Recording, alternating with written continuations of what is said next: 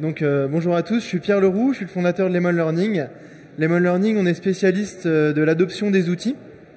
Donc on va outiller toute la conduite du changement autour de la prise en main de la formation d'un outil. Donc à la fois la partie formation, mais aussi la partie support et communication, avec la particularité qu'on est directement dans les outils.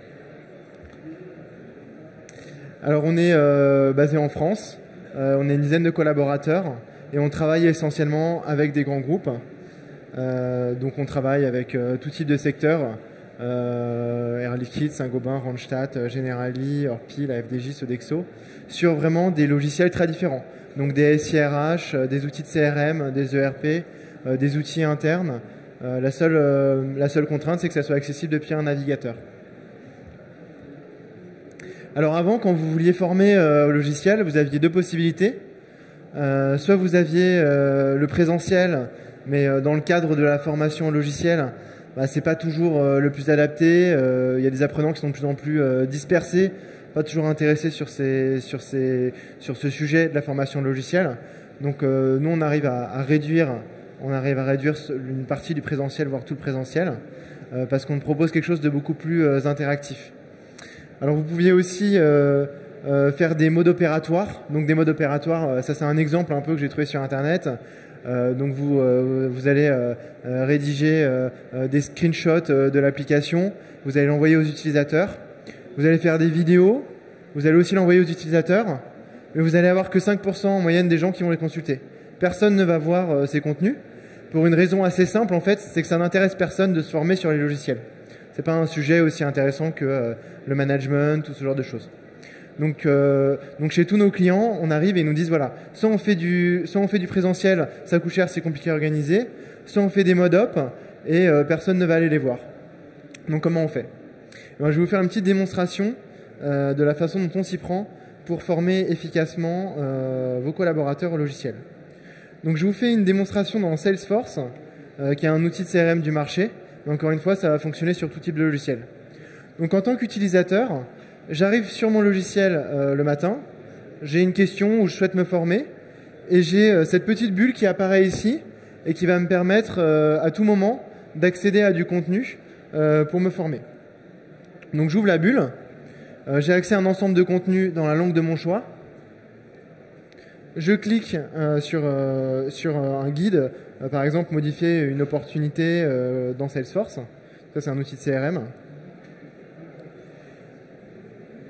Alors j'ai pas trop. Voilà. Alors et j'ai des petites bulles qui vont me guider pas à pas, des petites bulles oranges, et qui vont me dire quoi faire à chaque étape. Donc au fur et à mesure, je vais vraiment être guidé à l'intérieur même du logiciel par ces petites bulles qui apparaissent ici.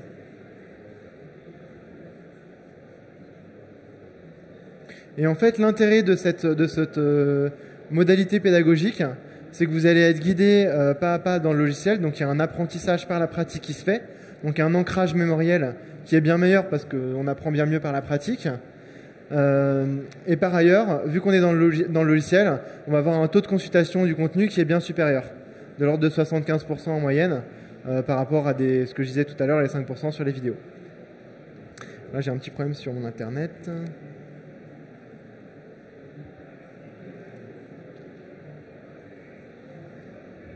Alors, il n'y a pas une super internet sur le salon.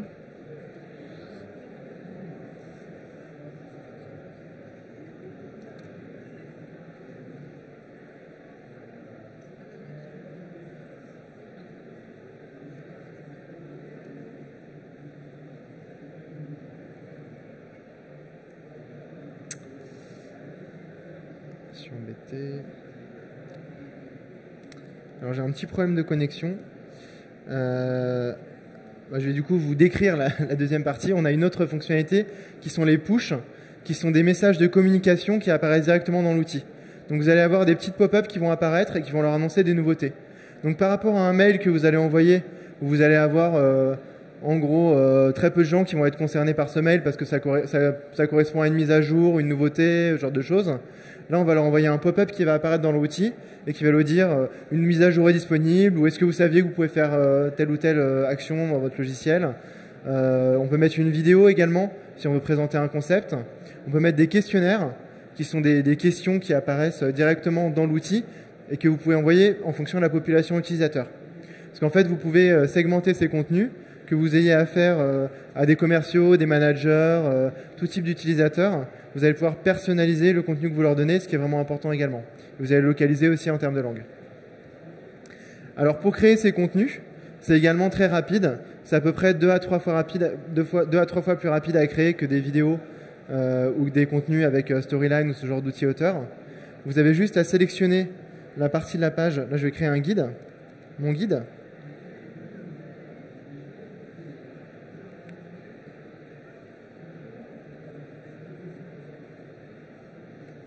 Alors, je suis désolé, je vais devoir vous montrer une vidéo parce qu'on n'a pas du tout d'internet.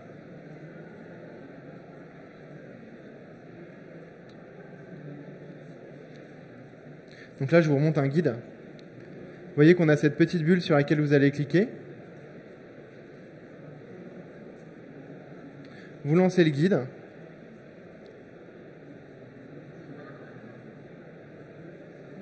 Et étape par étape, vous avez ces bulles oranges qui apparaissent et qui vous guident pas à pas. Donc au fur et à mesure, c'est ce que je disais tout à l'heure, vous allez apprendre en faisant.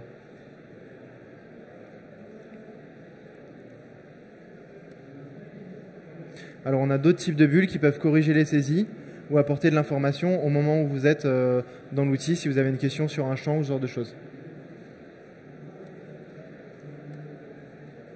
Alors je vais vous montrer justement comment on fait pour créer ces contenus maintenant. Alors je suis vraiment désolé, du coup je vais devoir vous passer la slide. Donc pour créer les contenus, vous avez un éditeur. Vous avez juste à cliquer sur les différentes parties de page. Donc vous sélectionnez les différents éléments simplement en point and click et vous rentrez le contenu qui vous intéresse. Donc c'est beaucoup plus simple à utiliser qu'une captation vidéo. Vous avez juste à placer votre curseur sur les différentes parties de page. Ensuite, vous avez un back-office qui vous permet de gérer les contenus et de pouvoir attribuer les bons guides aux bonnes personnes. Donc vous allez en fait avoir des statistiques d'utilisation, vous allez avoir possibilité d'envoyer ces fameux messages push aux différentes populations utilisateurs et vous allez pouvoir traduire les contenus directement. Donc voilà, on a d'autres fonctionnalités qui arrivent à la rentrée. On a les guides conditionnels qui permettent d'avoir des guides qui vont s'adapter aux saisies. Donc si par exemple vous êtes dans un CRM, que vous allez choisir un client ou un prospect, le guide va prendre une autre tournure. On peut aussi faire des formations sur les sites internet pour accompagner les utilisateurs sur les sites web. Et voilà, je vous ai présenté l'essentiel. Je suis désolé pour ces problèmes de connectivité, j'ai pas pu faire toute la démo, mais n'hésitez pas à passer nous voir sur le stand E50 qui est juste derrière. Et je suis disponible pour répondre à toutes vos questions. Y a-t-il des questions dans la salle? Pas de questions. Alors moi, je vais juste peut-être rebondir sur une question. Alors, moi, je trouve le sujet. Alors effectivement, la présentation, bon, il y a eu des petits soucis, mais par contre, le sujet de la documentation pour les logiciels est un sujet aujourd'hui assez majeur, parce que d'abord, les logiciels fonctionnent de plus en plus en mode SaaS ou sur le cloud, avec des mises à jour qui sont quasiment mensuelles, voire quelquefois encore plus rapides. Donc les logiciels sont en constante évolution, contrairement à il y a quelques années, vous aviez un logiciel, vous pouviez dire allez, pendant 1 an ou 2 ans, je suis tranquille, je fais ma doc papier, je fais mon truc, je fais mon PDF, et puis ça va le faire comme ça. Et c'est vrai que ce que vous amenez, qui me semble assez intéressant, c'est que ça amène aussi, au-delà de la technicité de l'outil, c'est que ça amène une autre manière d'envisager la documentation utilisateur. Souvent, le point très faible dans le déploiement des logiciels, c'est que bon, l'information et la doc, c'est pas toujours ce qu'il y a de mieux. Et donc ma question, c'est peut-être rebondir sur ce que j'ai dit, et peut-être aussi, comment vous gérez finalement les mises à jour successives? Ah oui. Parce que finalement, c'est quelque chose de très dynamique. Ouais. Dans notre outil de conception, vous avez chaque étape correspond à une bulle et vous pouvez resélectionner les différentes parties de page assez simplement. Donc vous pouvez changer juste une étape ou deux, ce qui fait que quand vous avez des évolutions, vous les mettez à jour au fur et à mesure. D'accord. Et l'outil est multilingue également. Comment vous gérez les aspects multilingues? Alors vous avez en fait une interface de traduction avec d'un côté votre contenu en français par exemple, et de l'autre votre contenu en espagnol, en chinois ou dans la langue qui vous intéresse, ce qui permet en fait de ne traduire uniquement que les textes. Ce qui peut être problématique si vous êtes sur de la capture vidéo, par exemple, parce que vous êtes toujours en une seule langue, donc vous avez beaucoup de mal à traduire sur des projets internationaux. D'accord.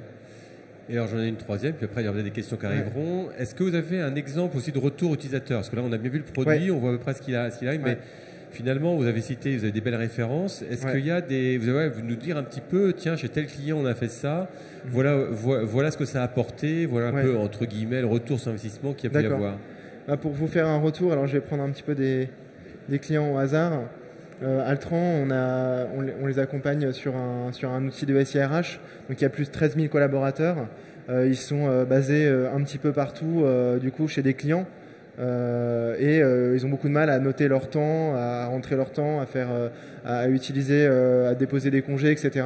C'est des consultants, donc ils ne sont pas toujours disponibles pour faire ça. Et on va les accompagner en fait directement dans le logiciel à la saisie. Donc on améliore la qualité des données saisies et on diminue le support.